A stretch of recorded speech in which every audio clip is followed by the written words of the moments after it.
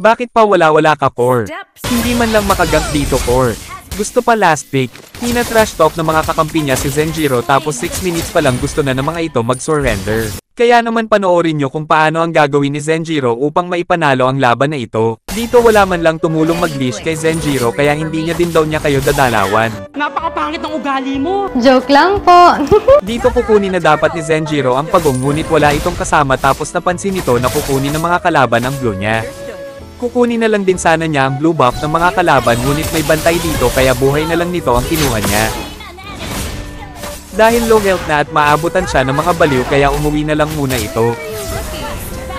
Panoorin niyo itong si Boy Sundot, pumalag pa rin siya kahit siya lang mag-isa doon. Namatay tuloy siya tapos sabay sabi ng, bakit pa wala-wala ka, Core? Ay, tanga mo! Matapos makapag-red dumiretso na ito sa blue buff ngunit may nanggugulo sa kanya doon. Ito ang mahirap pag-core ka sa solo RG, ini-invade ka na sa farm mo tapos ganito pa sasabihin ng mga side lanes. Ikaw kanina ka pa nanggugulo kay Zenjiro Konyat ka tuloy. Panoorin nyo hanggang huli kung paano nabaliktad ang laro na ito.